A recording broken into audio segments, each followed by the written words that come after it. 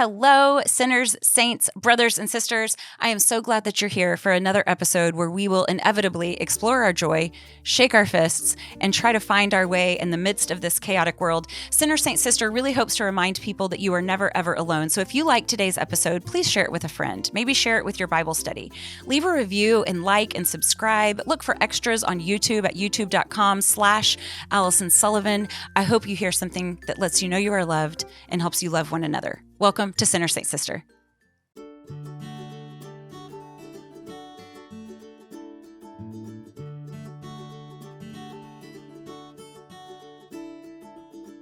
Talk therapy is more than just sitting on a couch and empathetic facial expressions. It's collaboration, each person with a job to do. A patient telling the truth, telling their story, a therapist listening and helping them change their story. It's people connecting within their roles. I went through a period of time where I felt like the world was behind glass. Even though my life was technically intact, I loved my husband, my kids were delightful, I had supportive friends, life felt really, really hard. I was convinced I just needed more sleep. I was convinced that if we as a society would just commit to feeding hungry people, then this weight on my chest would go away. I was convinced that if we would just refuse to elect people just because they had a lot of confidence and a little charisma and looked for competence and humility and integrity instead, eventually I would be fine. I didn't realize I was depressed. I was just sad. I was just moody. I was just difficult. I thought that being me just had its ups and downs, and this was certainly down. But then I kept feeling progressively worse and worse and worse until one day I got an alarming screen time notification, and I did some simple math around how long it had been since I'd done some very basic hygiene, and I realized that something needed to give. I agreed to talk to someone, and I went in non-committed, a little breezy even, and I told her that I was just feeling things I didn't want to feel. That was all. And she nodded understandingly and said that our emotions can be used like a compass. Emotions can point us to what we want, and that seemed reasonable.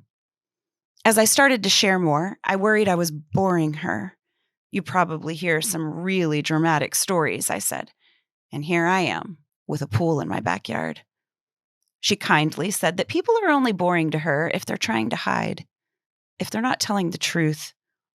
There's no hierarchy of pain, she said pointedly. In fact, she said, her eyes locked on mine, I have found that people often minimize their own problems. You're not boring me, sweetheart. Go on, she said. And so I finished. And she leaned back and she thought a minute. I thought she was about to reference some really important theories and quote some really important philosophers. I thought she was going to give opinions. I thought she was going to weigh in. But she carefully just offered this. It sounds to me like you've been really depressed. And that declaration felt like church bells. Why are we so hesitant to name it? Sometimes we just need someone to help us name it. I'm not bad. I'm not weird. I just have this thing. And this thing is not the same as me. I'm not going to mislead you and tell you that therapy is now a part of my healthy rhythm. I only went one more time after that. But in those 2 visits, accompanied by the wise compassion of my therapist, I realized that there are truths that I already know and that depression was acting as a barrier to what I already knew. It threw in a despairing voice. It threw in a hateful voice, and it muddied the waters of the things that I knew and believed in. 2 visits to a therapist helped me know what to turn down and what to turn up. Which voices were true, turn them up. Which voices were getting the most attention in my life. And she helped me change the damn station because depression is a terrible antenna. My therapist held up a mirror and she showed me something about myself. And I believed her because she didn't have to love me. She didn't love me at all. She was just doing her job. And so I told her about the things that weren't working. And she made me feel validated by marveling at how functional I had been while depressed. And she made me feel normal by assuring me that emotional struggles are a normal part of being a person in this world. In this episode, I talk with Dr. Holly Oxhandler about taking better care of ourselves so that we can take better care of others. And this conversation with her was also part of my healing that is always ongoing. She's wise and patient and nurturing and validating, and I think you'll just love what she has to say.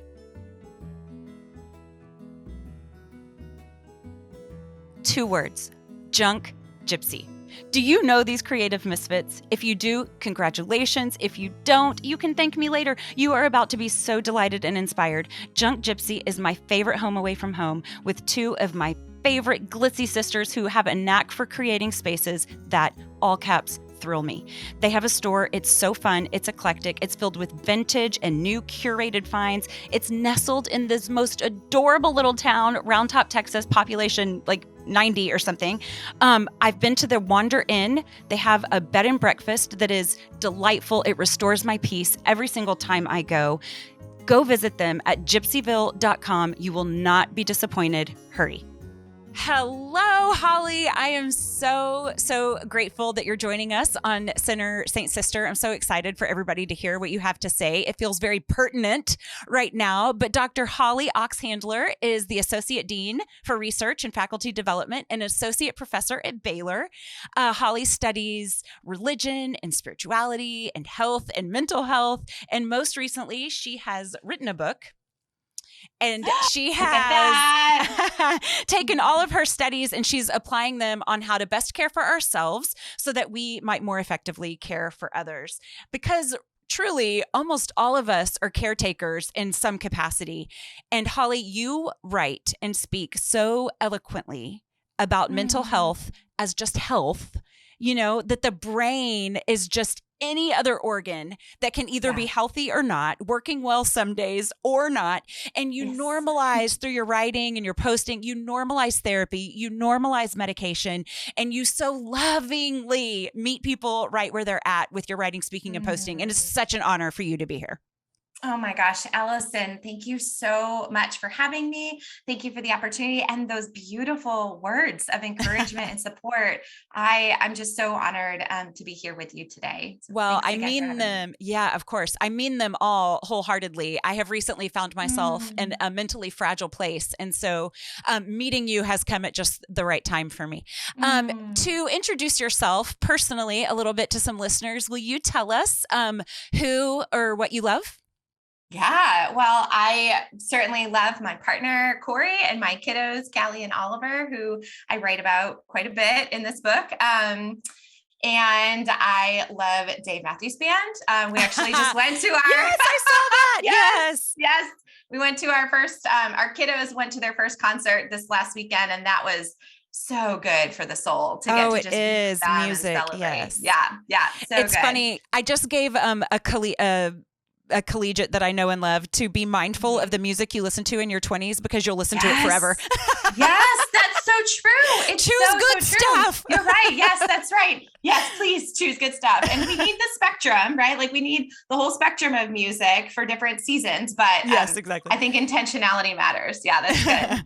I'm sorry. I didn't mean to interrupt you about who or what you love. No. That's okay. I mean, I don't know. I mean, my family, music, I love research, which, you know, I geek out about it quite a bit and just see it as another form of, you know, helping us better understand ourselves and the world around us and better serve those around us. And so I love social work. I love the intersection of faith and mental health. I could go on and on, but those are a handful of things. You quote so many people I love throughout your work. And it's, I know, I was just reading and thinking, you're only in Waco. I want to be a friend in real life.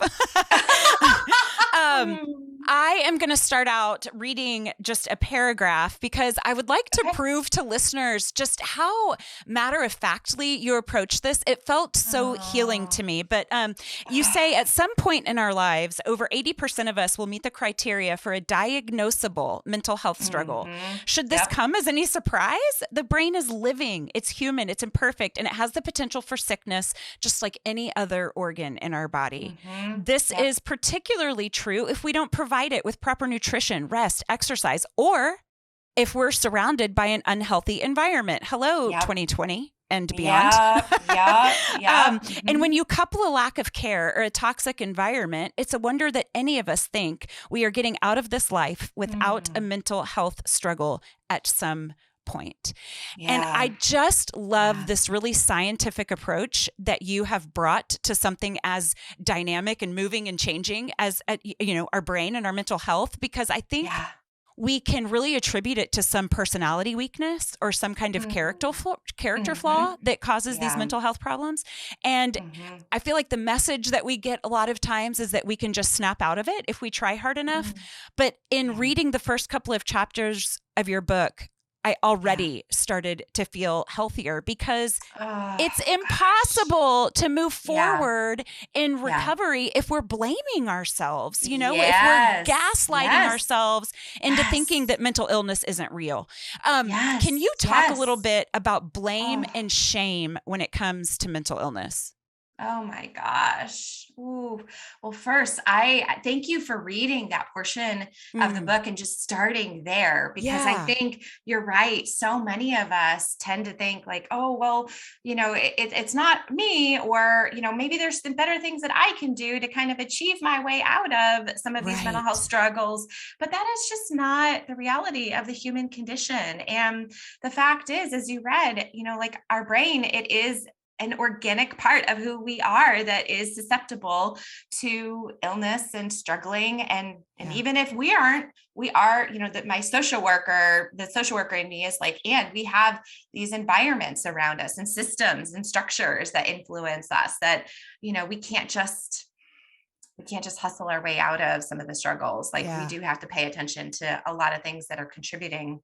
So when I think about the shame and some of the blame or just those negative messages that we pick up, I know that, many of us throughout our lives have probably picked up implicit and explicit messages being like, it's on us to figure it all out. And that is not helpful, or that, mental health struggles are just the thing out there and it's, not us, it's others, or, even that recognition that 1 in 5 of us are currently struggling. Like that is important for us to know, that 1 in 5 of us are currently struggling, and we need to hold alongside the reality that folks are recovering from mental health struggles, or they will face mental health struggles. And so just kind of dismantling some of the stigma around this has been heavily at the heart of what I've tried to be doing with this work over the years, so that we can move forward and heal instead of just get stuck in that cycle of shame around this area of our lives. Yeah. You mentioned 2 words that stuck out to me. One of them was achieve. And then one of them was hustle. And so one way that I've been describing this, my recent bout lately, and first bout is with depression, is that it's the only thing I feel I haven't been able to strong arm my way into or out of. Like I can't seem to strong arm this. But when I read that paragraph, it was like, well, I would never expect myself to strong arm my kidney into functioning. That's right. That's ridiculous. Right. And so it was so healing to me. But I feel like we can be affected by a culture that questions the severity of our struggles and then questions our sincerity of our efforts. Yes, that's right. Are you really struggling, and are you trying hard enough? Yeah, that's right. And then if we breathe that in, then foundational doing the things that we need to be doing to heal. So that dismantling that you just mentioned, it feels so foundational.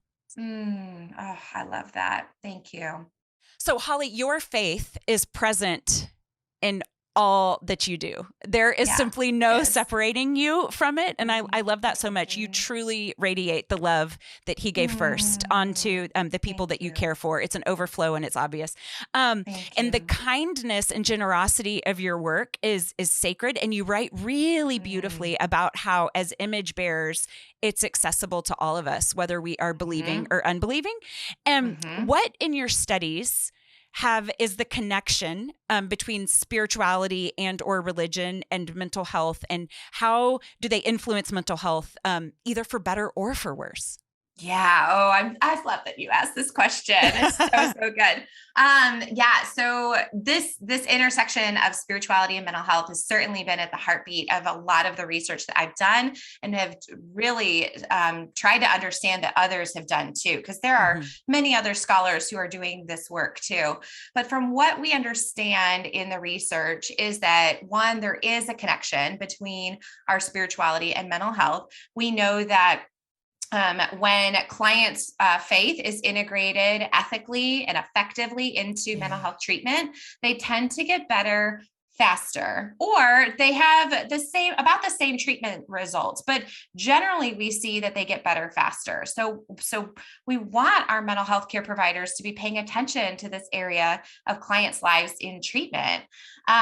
So there's that piece. We also know that clients tend to want to talk about this area of their lives in treatment. They often want the provider to be the one to bring it up because it can be kind of a taboo topic in a lot of ways. Yeah. And we also see that clients, they see a relevance in this area. So they see that their faith is relevant to their mental health, and that when they're engaging with both journeys side by side, and paying attention to them, that they do heal in a lot of ways and more quickly. So as you noted, certainly, as I'm talking about this, there are ways that our faith can be woven into our lives in a way that supports us and helps us cope through difficulties. But we also know that there are ways that our faith can be negatively tied to what we're wrestling with or struggling with. We may be navigating spiritual struggles or religious trauma in our past that, we've got to work through that, but that it's still tied in with our mental health care and treatment. So, and I think we generally are more familiar with the ways that faith can be a source of support and coping and help folks kind of navigate difficult seasons. So, but it is a complexity of both. Yeah. And it's interesting to me to think, because that's true for me, that it's like my mental health fell apart, my spiritual life fell apart. And then as I started to heal, they both started to improve. And it's like, well, which came first? I'm not sure. Did I have a spiritual experience that kind of, kicked me back into some wellness? Or did I, get the therapy I needed and the medication I needed that kind of remotivated me to seek and search? And, so it's interesting. I truly don't know the answer to that, but I do feel like it's a fine line, because it's easy to see how our religion, which, generates peace, right? Right. That's hopefully, healing. Hopefully. Right. Hopefully, yeah. That's not a given. Yes. Yeah, good point. That's right. Yeah. But it can generate healing, but it's also to see how, if it's a healing practice, then you cling to all of these teachings as the end all be all, as this answer to all problems. And then you might end up dismissing or avoiding or repressing, some things that might be very real. Yeah, absolutely. Yep. One thing in your work that really grabbed my attention, and I can't wait to hear more about this from you, was your namaste theory. I am a yoga instructor, and one of the most healing thing that I've ever done is just lying in stillness, because stillness evades us. We live in this chaotic pace with a hectic schedule, with a to-do list longer than, we know what to do with. And there's something about lying in stillness and in silence under the tender care of a father that loves us just as we are. And then you can get rid of the pesky thought that tells you ought to be somebody different, when you can just lie there fully loved. And that is what yoga has been for me. And it's what I try to generate in the classes that I teach. So when you bring up namaste theory, I'm like, I need to know more. Will you tell us? Yeah, absolutely. Well, one, I mean, thank you for the work that you're doing as a yoga teacher to hold that space for each of your students. It matters. And I am grateful to hear that you are holding that space for them.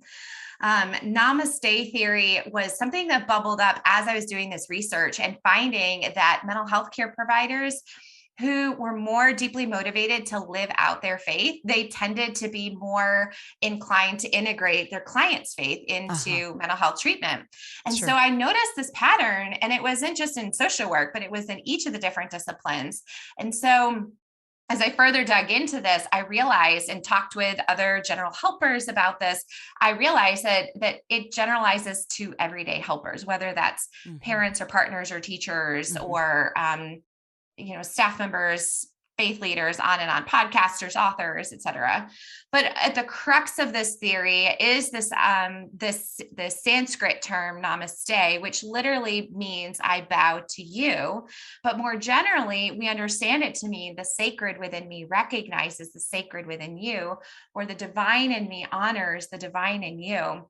And I had some general understanding of the term, but I really wanted to honor the cultural roots and the history of this term to the best of my ability.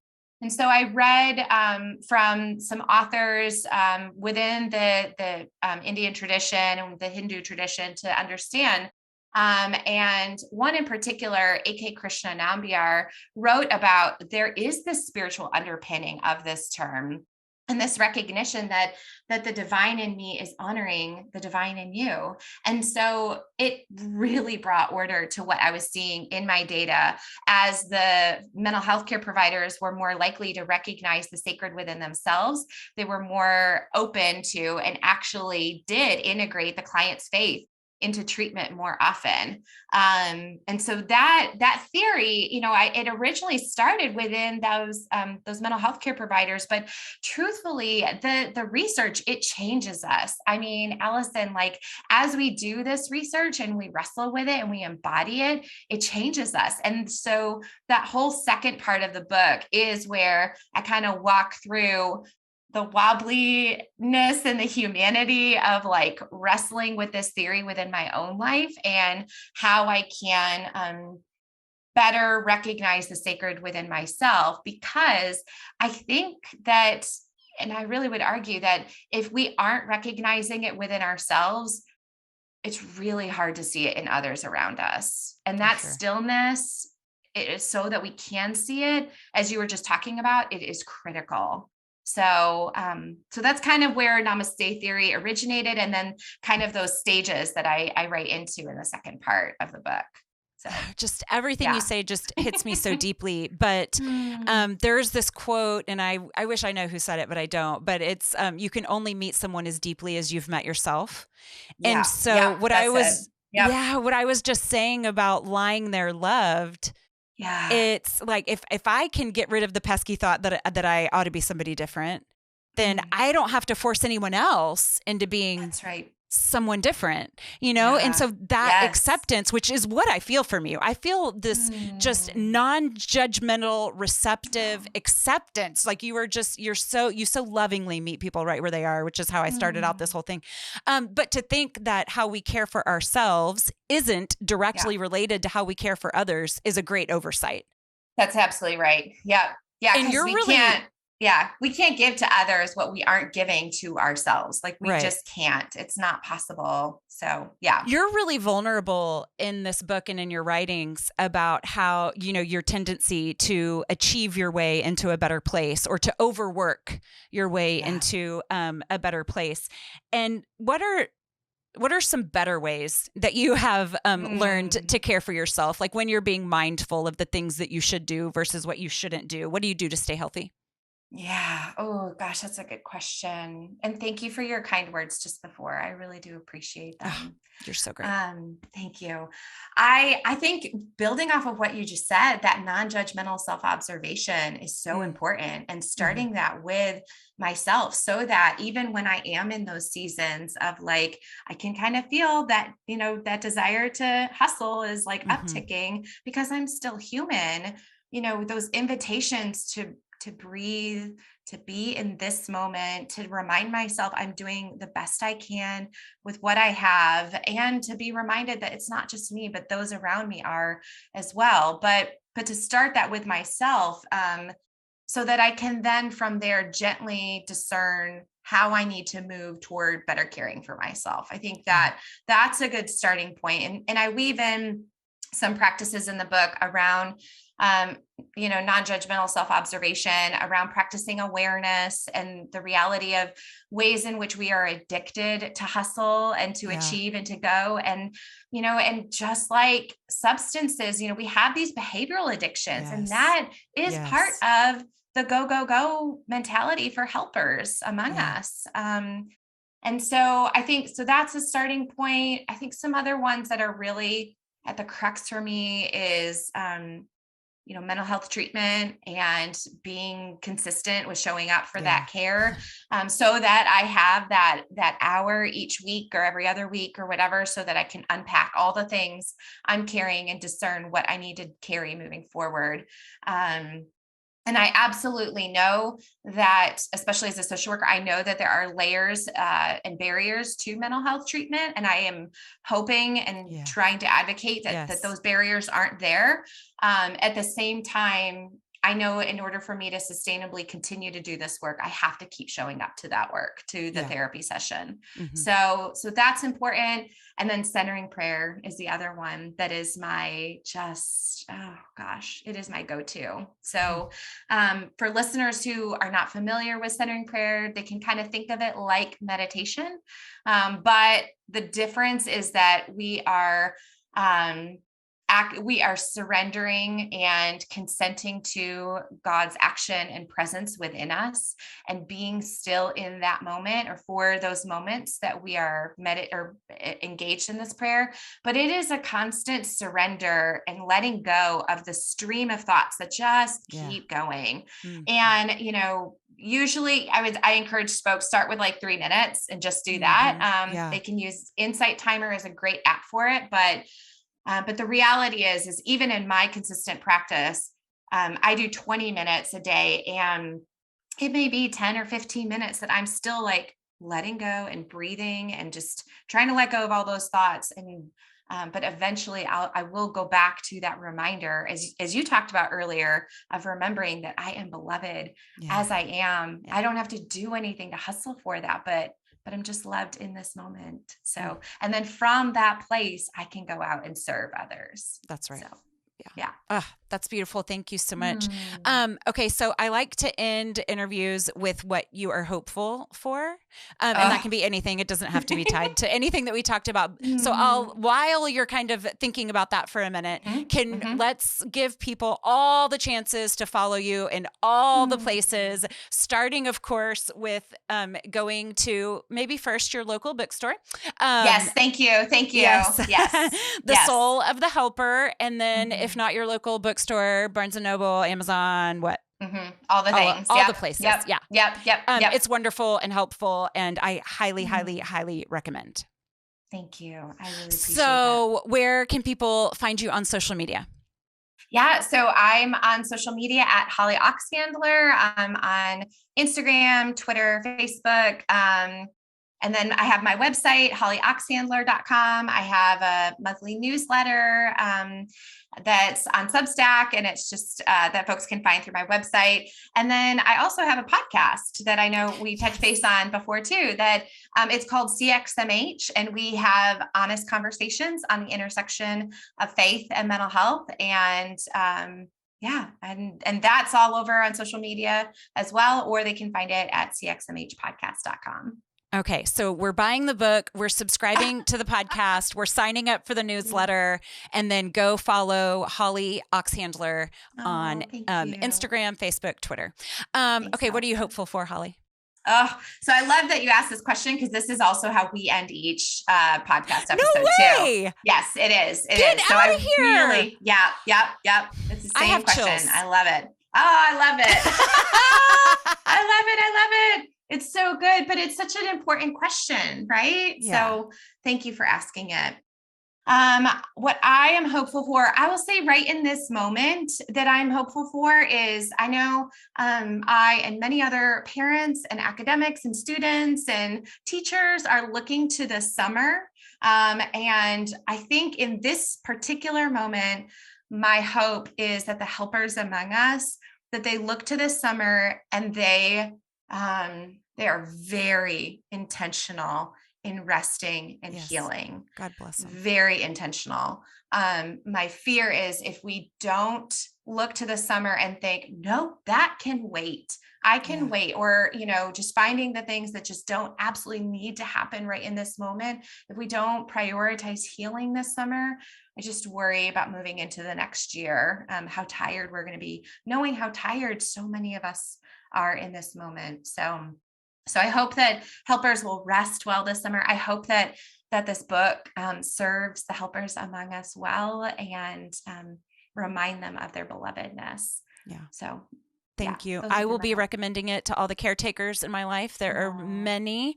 Thank you for your very important work, Holly. You are the safest place to land. You feel like a friend already. Thank you so much. Allison. I appreciate it. Friends, you might not know this, but I wrote a book. It's a spiritual memoir of sorts and puts a modern day spin on old parables that are still so applicable to our everyday lives. Judgment, forgiveness, evangelizing, heartbreak, joy. I'd love for you to grab a copy. Head on over to Amazon and look for Rock, Paper, Scissors by Allison Sullivan.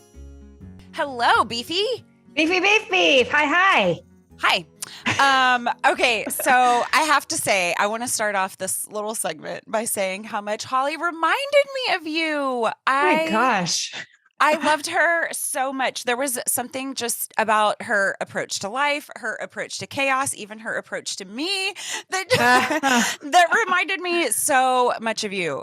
Did you love her? I love her, so I love that. Thank you. It's actually funny that you say that because one of the first things I noticed, and she said it pretty early on in the interview, is that you can't achieve your way out of this. You can't achieve your way out of like a mental health struggle. Yeah. And I just like rolled my eyes with a dang and rewinded and listened again and wrote it down.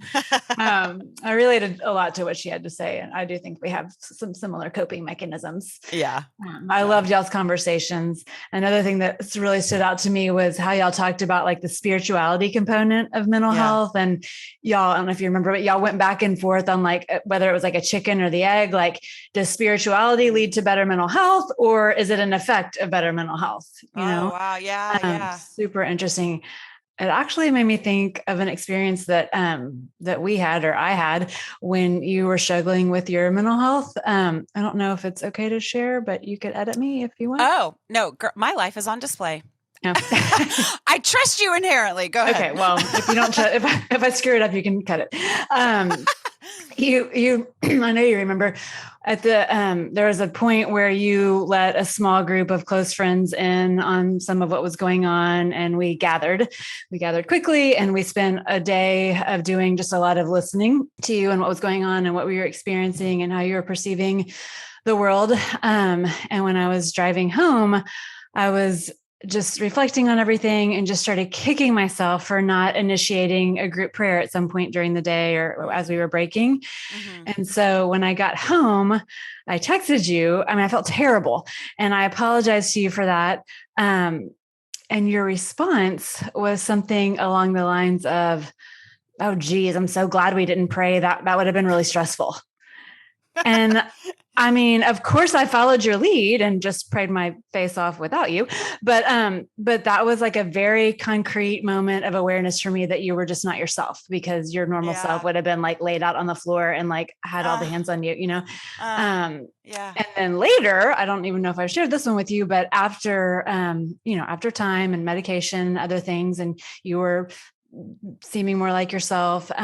You told me, you were excited to tell me about an encounter with the Holy Spirit that you had that day that you're excited about. And what's super beefy is that I don't have an idea. I don't remember at all what the story was about, but I distinctly remember like the sense of relief that you were open and aware of the Holy Spirit. And I hadn't seen that in a while. So I'm still not sure if it's chicken or the egg, but that was, as soon as she said that, I like both of those memories just like came flooding back. So. Wow. I'm like all in this moment right now. Yeah, I know. Okay, lead the podcast. Wow, that's so interesting.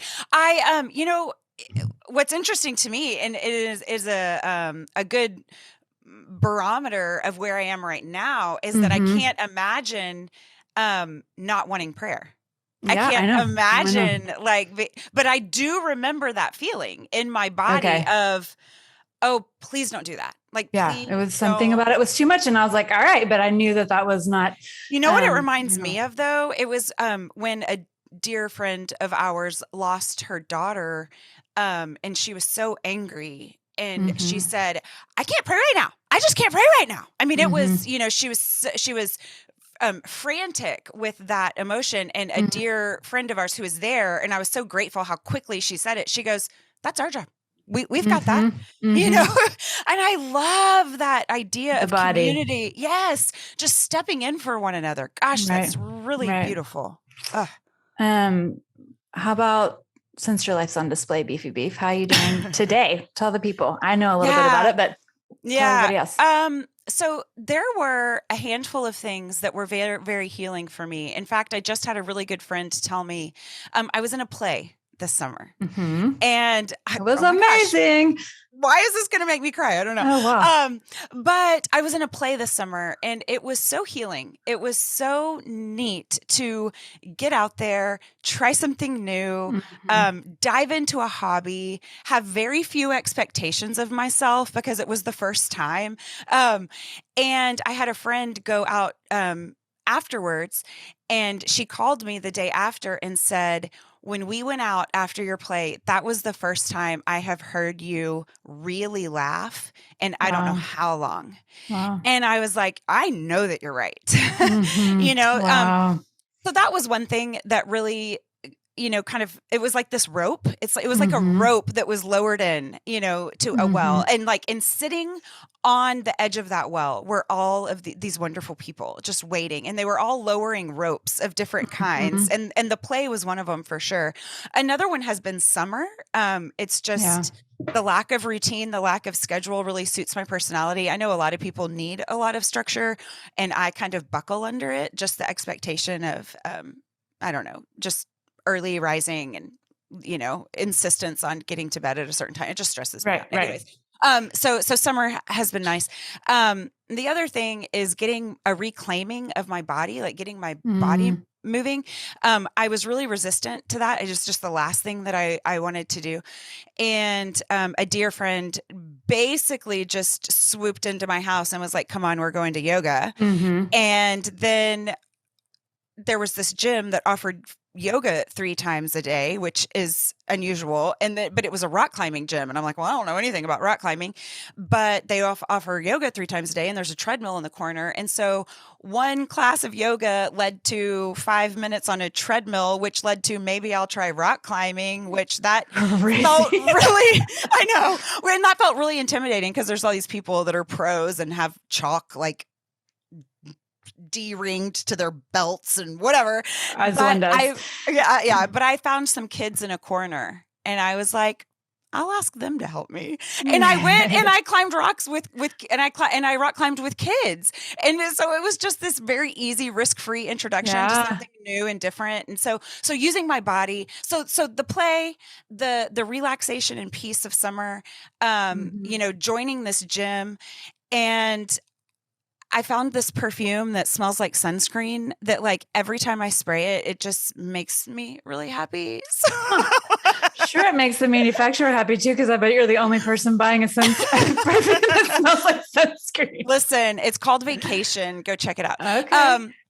So anyways, there's just this handful of things that have just kind of seemed to all work together. And I can't help but notice how wrapped in privilege they all are. Like, you know, I'm not working through a summer. I am home with my kids. That's privilege. I have $64 extra a month to, you know, put towards a gym membership. I started out the episode talking about some talk therapy I got. You know, all of those, all of those things are a privilege that I don't take for granted. So, well, speaking of like talk therapy, I have a friend we have a friend that started being aware of and taking her mental health before any of the rest of us had it on our radar. And so she recently sent me a list of like easy easy to get, more affordable therapy. So I have them here for us to tell the people about. Okay, good. Yes. One site that she loves is just through Instagram, and it's called A Black Female Therapist, all one word. And that woman has a jillion resources, and some of it's just, an uplifting post or something thoughtful, but then lots and lots of resources. Okay. And this will be in show notes, by the way. Yes. And she's sent her to me, and I've started following her, and it's really, really, really good stuff. And then another resource is betterhelp.com. Mm-hmm. It's a website. And so it's online therapy. You still have to pay for it, I believe, but it's more affordable and then definitely more convenient, right? Because there's a lot of people that are like, great, if I had time to take care of my mental health or, a car or, extra childcare, I could do that better. But this is something that you can do from your house on the schedule that worked for you. So those are two that I know about. Awesome. Thank you for that. Mm-hmm. And also, I think that there's a lot happening with apps on our phones. There's lots of meditation apps and things like that. So, I like the idea of us all working together to lower ropes and to said well and coming up with new and inventive ideas to help each other get better. Yep. Amen. Thanks, Beef. Love you. Love you. Thank you so much for listening. Thank you for being here. A very special thank you to all guests and sponsors. A really special thank you to Taylor Schroll for mixing and editing. For more content, you can head over to Instagram at Allison M. Sully and TikTok at Sullivan Family TikTok. You can also check out Forte Catholic and subscribe there, where you have a 25% chance of hearing me co-host. I am so grateful for all of the love and support that we offer each other here. Today's show was a production of Allison Sullivan in conjunction with the Forte Catholic Podcast Network. For more great Catholic podcasts, head on over to fortecatholic.com/podcasts or wherever you listen to podcasts.